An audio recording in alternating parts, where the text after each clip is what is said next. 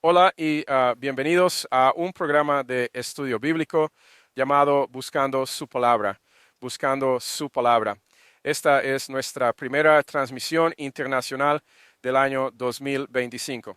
Y mi nombre es Brad y es mi placer y privilegio traerles un mensaje de la palabra de Dios, la Santa Biblia.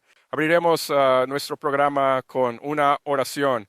Nuestro Padre Celestial, nuevamente venimos a ti, Padre Celestial, y pedimos tu bendición en este programa de enseñanza, que podamos ser fieles, 100% fieles a tu palabra. Padre, que sea que al mirar en tu palabra, tú puedas bendice tu palabra en nuestros corazones y acércanos a ti, para que podamos convertirnos en tus hijos eternamente a través del Señor Jesucristo. Pedimos estas cosas en el nombre de Jesús. Amén.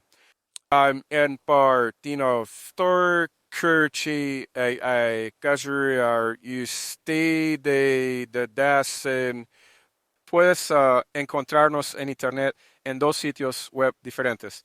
Un sitio web es searchinghisword.com. Eso es searchinghisword.com.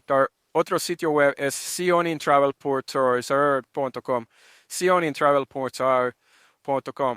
Y puedes enviarnos tus preguntas o comentarios por correo electrónico a info en sionintravel.com.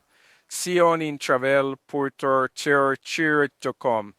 Esa es sionintravel.com. Y ahora nosotros en los Estados Unidos de América celebramos la Navidad en diciembre. Y queremos abrir nuestras Biblias y dirigirnos a Lucas capítulo 2 y leer sobre una profecía de un hombre llamado Simeón. Ahora estoy leyendo para ustedes de Lucas capítulo 2 y versículo 30. Déjame ver Lucas capítulo 2, versículo 25, leemos. Y he aquí había un hombre en Jerusalén. Ahora, esto es justo cuando el nacimiento de Jesús, este es el contexto de estos versículos, este fue el nacimiento de Jesús. Y leemos en el versículo 25 de Lucas 2. El hombre era justo y devoto, esperaba la consolación de Israel, y el Espíritu Santo estaba sobre él. Y le fue revelado por el Espíritu Santo que no vería la muerte antes de haber visto al Cristo del Señor. Y se vino por el Espíritu al templo. Cuando los padres y esa es María, su madre, y José, su padrastro, porque por supuesto Jesús es el Hijo de Dios. Su madre era María. Ella era virgen, por supuesto, cuando lo dio a luz. Y así José es su padrastro, pero en realidad Cristo es el Hijo de Dios. Y en el versículo 27 leemos, y él, es decir, Simeón, vino por el Espíritu al templo, y cuando los padres llevaron al niño Jesús para hacer por él, según la costumbre de la ley, lo tomó entonces. Ese es Jesús en sus brazos, este es el bebé Jesús. Y bendijo a Dios y dijo, Señor, ahora despides a tu siervo en paz conforme a tu palabra, porque mis ojos han visto tu salvación, que has preparado ante la faz de todos los pueblos, luz para iluminar a los gentiles y la gloria de tu pueblo Israel. Y José y su madre se maravillaron de las cosas que se decían de él. Y versículo 34. Y Simeón los bendijo y dijo a María su madre, He aquí, este niño está puesto para caída y levantamiento de muchos en Israel y para señal que será contradicha. Déjame leer ese versículo de nuevo. Simeón los bendijo, es decir, a los padres. Y le dijo a María, su madre, He aquí, este niño está destinado para la caída y el levantamiento de muchos en Israel, y como una señal que será contradicha. Sí, una espada atravesará también tu propia alma para que queden al descubierto los pensamientos de muchos corazones. Y vamos a terminar nuestra lectura en este punto y a hablar un poco sobre esta profecía de Simeón, a quien el Espíritu Santo de Dios le había revelado a Simeón que antes de ver la muerte, antes de morir, vería al Cristo del Señor. Este niño, Jesús en sus brazos, y la profecía principal que queremos observar aquí está en el versículo 34, donde nuevamente Simeón los bendijo y dijo a María, su madre: He aquí, este niño está destinado para la caída y el levantamiento de muchos en Israel y para una señal que será contradicha. Ahora, ese es el versículo. Este niño está destinado para la caída y el levantamiento de muchos en Israel. Ahora, en la Biblia,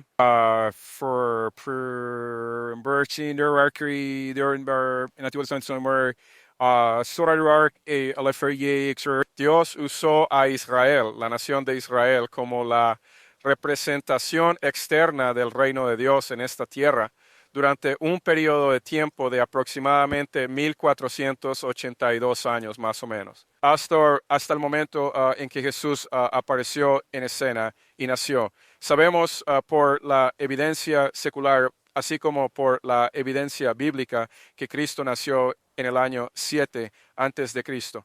Toda la evidencia apunta al hecho de que Él nació el 10º día del 7º mes del y eso ocurrió lo que la Biblia llama el jubileo, fue observado. Ahora bien, el jubileo era una ceremonia o una observancia. Eso se hacía cada 50 años.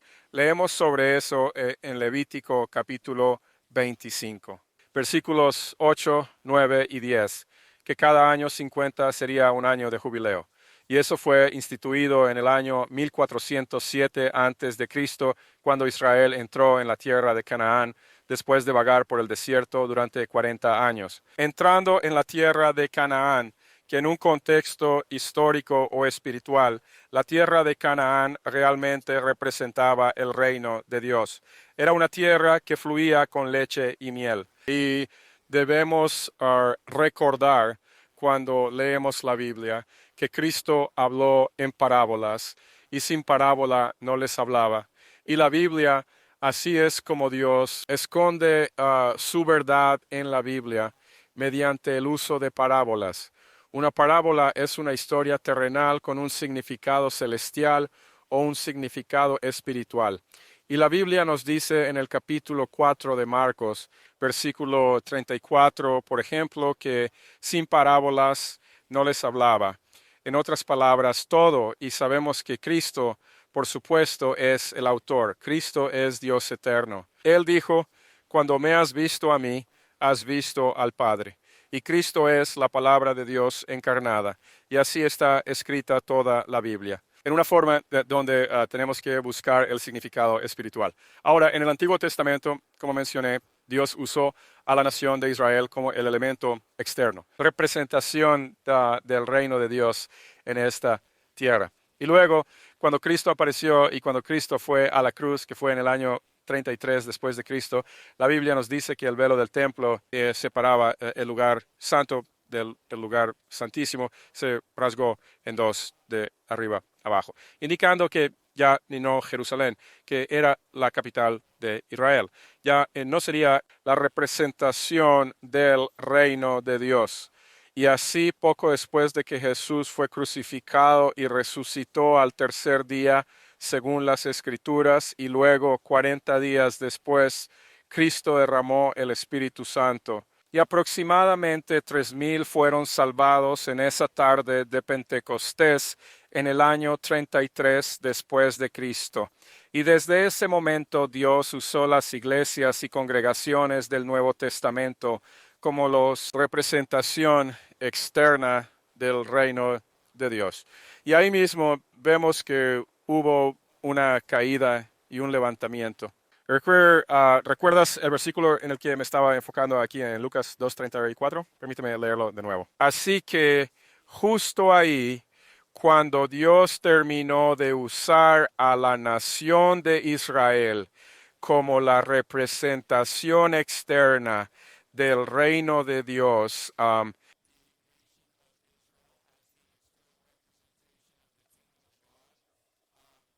vemos entonces que la nación de Israel cayó, porque Dios ya no los estaba usando como la representación externa.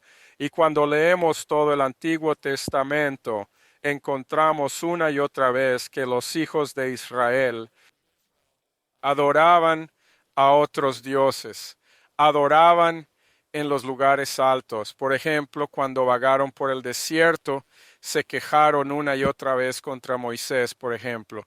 Y Dios fue muy paciente con la nación de Israel.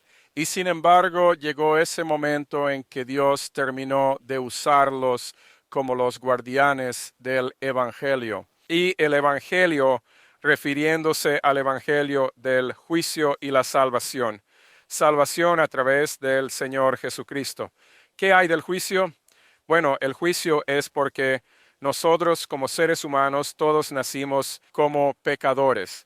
Y eso cuando vamos todo el camino de regreso a Génesis, donde leemos sobre cómo Dios creó a Adán, el primer hombre, y luego tomó una costilla de Adán y creó a Eva, su esposa, y leemos que Dios los colocó en un hermoso jardín. Y les dijo que podían comer de todo árbol del jardín, pero no podían comer del árbol del conocimiento, del bien y del mal. Y el día que comas del fruto del árbol del conocimiento, el bien y del mal, de cierto morirás. Y eso es precisamente lo que ocurrió, que Adán y su esposa comieron del árbol del conocimiento, del bien y del mal. E inmediatamente sus ojos se abrieron y supieron que estaban desnudos, y se escondieron de la presencia de Dios. Sabían que habían pecado y quebrantado la ley de Dios. Y por supuesto, Dios maldijo. Puso la maldición en ese momento y dijo que volverás al polvo del cual fuiste tomado. Y así, de hecho, la humanidad espiritual y físicamente, el salario del pecado es la muerte. Y todo ser humano por naturaleza, la Biblia enfatiza esto, es un pecador. Y heredamos ese pecado de nuestros primeros padres, Adán y Eva, y eso se propaga a todos, a lo largo de toda la raza humana hasta el día de hoy. Y así Dios envió a su único Hijo engendrado, el Señor Jesucristo, al mundo para ser hecho pecado en nombre de todos aquellos a quienes habían sido dados a Cristo desde antes de la fundación del mundo. Leemos en Efesios capítulo 1 que Dios predestinó a aquellos que Él que serían salvados a través de la expiación del Señor Jesucristo. Cuando Cristo vino al mundo, y también leemos de Cristo que Él es el Cordero inmolado desde antes de la fundación del mundo. Ya desde los mismos cimientos del mundo, Cristo ya había sido inmolado y resucitó de nuevo, pero solo para demostrar el hecho de que Cristo tenía que morir. Dios literalmente envió a Cristo al mundo para hacer una demostración mientras colgaba en la cruz. En el año 33 después de Cristo, y fue despojado de su ropa, y la ira de Dios ya estaba siendo derramada sobre él. Incluso antes de que le pusieran una mano al Señor Jesús, la ira de Dios ya estaba siendo derramada sobre él, de modo que el sudor caía de su cuerpo como grandes gotas de sangre al suelo, y Cristo clamaba lastimosamente al Padre, Padre, si este cáliz puede pasar de mí, no obstante, hágase tu voluntad. Tres veces enfatizando el propósito de Dios. Pero leemos en Romanos 11, Dios nos da un comentario. Dios nos da un comentario sobre este asunto de caer y levantarse de nuevo. Y leemos en Ahora les estoy leyendo dirty, de Romanos, car, Cafrus, capítulo 11. Romanos capítulo 11. Leemos. Veamos aquí. Comencemos en Romanos capítulo 11. Veamos. Se refiere a la caída de Israel. Empecemos en el verso 11. Empecemos en el verso 11 de Romanos 11. Leemos esto. Digo entonces, han tropezado, refiriéndose a Israel nacional, han tropezado para que caigan, han tropezado para que caigan, y Dios no lo quiera, sino que más bien a través de su caída, la salvación ha llegado a los gentiles. Ahora, los gentiles en este contexto se refieren a cualquiera que no sea judío. Sabes, Cristo vino de la nación de Israel, de la tribu de Judá. Pero ahora a través de su caída, es decir, a través de la caída de Israel nacional como el guardián del Evangelio, la salvación ha llegado a los gentiles para provocarles a celos. Y luego continúa en el versículo 12. Y recuerden, un gentil es simplemente cualquier persona que no es judía. Así que eso incluiría a cualquiera y a todos de cualquier nacionalidad que no sea judía. Y luego leemos en el versículo 12. Porque si la caída de ellos es la riqueza del mundo y la disminución de ellos, la riqueza de los gentiles, cuanto más su plenitud. Porque a vosotros hablo, gentiles. Este es Dios hablando a través del apóstol Pablo bajo la inspiración del Espíritu Santo. Porque a vosotros hablo, gentiles, es decir, a vosotros no judíos, por cuanto yo soy el apóstol de los gentiles, honro mi ministerio. Si de alguna manera logro provocar a emulación a los de mi carne y salvar a algunos de ellos, pues continúa en el versículo 15. Porque si el desecho de ellos, es decir, de los Israel, será la reconciliación del mundo, ¿qué será la aceptación de ellos? Sino vida de entre los muertos. Vida de entre los muertos, porque cuando nos convertimos en hijos de Dios a través de la palabra de Dios, Dios aplica su palabra a la vida de un individuo.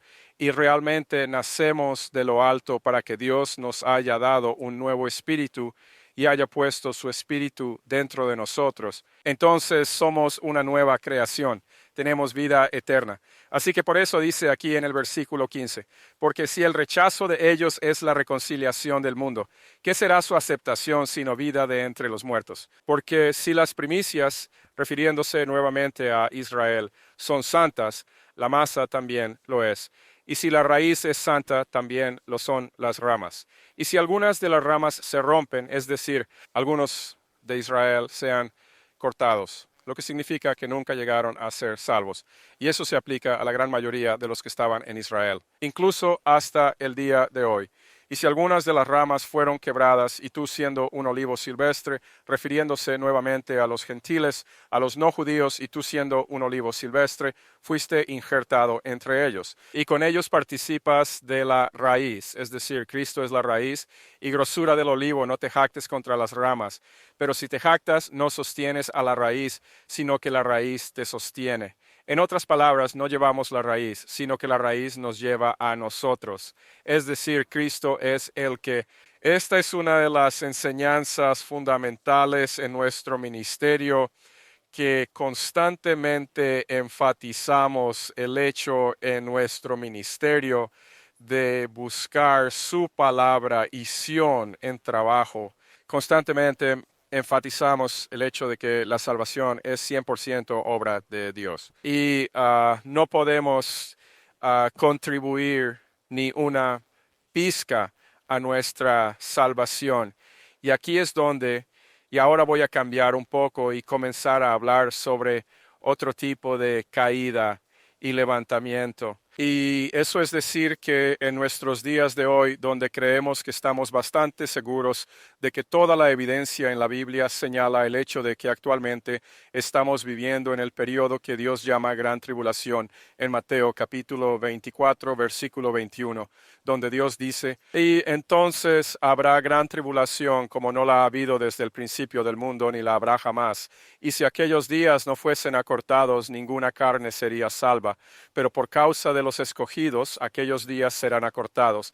Eso es Mateo capítulo 24. Y en ese contexto Dios está hablando sobre el hecho de que en Mateo capítulo 24, versículos 15 y 16, que cuando veáis la abominación desoladora de la que habló Daniel en el lugar santo, y el lugar santo en ese contexto en Mateo capítulo 24, versículo 15, es una referencia. El único lugar sagrado que la Biblia conoce en el Nuevo Testamento son las iglesias y congregaciones, porque es ahí donde la palabra de Dios ha sido durante los últimos casi 2000 años, desde el año 33 después de Cristo, y fueron las iglesias y congregaciones del Nuevo Testamento las que se convirtieron en la representación externa del reino de Dios, reemplazando a Israel nacional. Pero en Mateo 24 Dios está hablando de nuestro tiempo, no está hablando de lo que ocurrió allá en el año 33 después de Cristo, cuando Dios dejó de usar a Israel y comenzó a usar las iglesias del Nuevo Testamento. Dios está hablando allí sobre la apostasía de las iglesias en nuestros días, Y así pensando, y leeremos en un minuto acerca de esa apostasía en las iglesias. Vamos a Sor, Tesalonicenses. Sir, Trinus Promoter de Gospel, for we are working segundo. Leemos en segunda de Tesalonicenses capítulo 2. Leemos esto en el versículo 1. Segunda de Tesalonicenses capítulo 2, versículo 1. Ahora, os rogamos, hermanos, por la venida de nuestro Señor Jesucristo, os rogamos, hermanos, por la venida de nuestro Señor Jesucristo y por nuestra reunión con Él, que no os dejéis perturbar fácilmente en vuestro ánimo, ni os alarméis, ni por espíritu, ni por carta como de nosotros, como si el día de Cristo estuviera cerca. Que nadie os engañe de ninguna manera, porque ese día no vendrá. Es decir, el día de Cristo no vendrá a menos que venga primero una apostasía. Y se revele es ese hombre de pecado, el hijo de perdición. Ahora, la apostasía que se menciona aquí es la apostasía en todas las iglesias del mundo, sin excepciones, porque leemos en otro lugar en Apocalipsis 20 que Satanás fue atado cuando Cristo fue a la cruz. Satanás fue atado en el sentido, fue expulsado del cielo y fue atado en el sentido de que Satanás no podría frustrar el plan de Dios para salvar a sus elegidos en las iglesias a lo largo del Nuevo Testamento. Pero luego, cuando llegamos al comienzo de la Gran Tribulación, que creemos ocurrió en el año 1988, cuando miramos la línea de tiempo. Y nuevamente, para aquellos que están escuchando este mensaje y están interesados, por favor, visiten nuestro sitio web, searchingisword.com o sionintervale.com. Ars, farts, trees, lawburs, en que en el fin de la era de la iglesia y después. Un segundo libro es Espero que Dios me salve. Espero que Dios me salve. Y un tercer libro que entra en mucho más detalle en términos de la línea de tiempo de la historia es el libro El tiempo tiene un fin. El tiempo tiene un fin. Nuevamente visite nuestro sitio web searchingisword.com o sionintravel.com. Descargue el libro. Primero que nada, el fin de la era de la iglesia y después. Otro libro, muy importante. El tercer libro es Espero que Dios me salve. Y un tercer libro sería El tiempo tiene un fin. Y puedes descargar estos libros en formato PDF y no hay ningún cargo en absoluto. Nunca cobramos por nada en nuestro ministerio.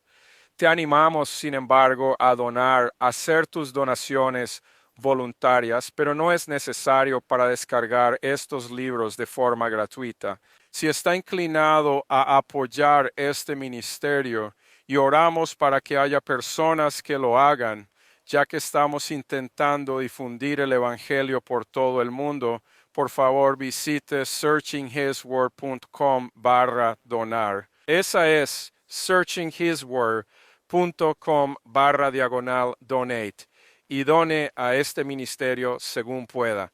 Pero nuevamente puede descargar estos libros sin costo alguno. Y algo que queremos destacar es el hecho de que la Biblia por sí sola y en su totalidad es la autoridad divina que estructura y determina el Evangelio. No es una iglesia. No somos ninguno de nosotros quienes enseñamos. No queremos que nos sigas. Queremos que mires la Biblia, busques los versículos que estamos citando, leas esos versículos y especialmente si puedes descargar esos libros que mencioné, porque esos libros están llenos de citas de la Biblia. Y lean esos libros y miren esos versículos en la Biblia y oren por sabiduría, porque estamos viviendo en un día hoy en el que hay mensajes falsos por todas partes donde nos volvemos. Pero volvamos al versículo que estaba leyendo, que es el hecho de que en segunda de Tesalonicenses capítulo 2, donde Dios dice que el día de Cristo no vendrá sino hasta que venga primero una apostasía. Y esa apostasía, y luego habla, y ese hombre, este es el versículo 3, y ese hombre de pecado. El hombre de pecado es una referencia a Satanás. Él no es un ser humano, no es un hombre, pero fue tipificado por un hombre. De regreso en Isaías capítulo 14, fue tipificado como un hombre. Pero Satanás es un ser espiritual, no es un ser humano. Pero dice, y ese hombre de pecado se ha revelado. Y eso es porque Dios está revelando a los creyentes. ¿Qué está pasando? Voy a leer rápidamente un pasaje más relacionado con la caída en las iglesias. Y eso está en Hebreos 6. Y leemos allí en Hebreos 6. Si se apartan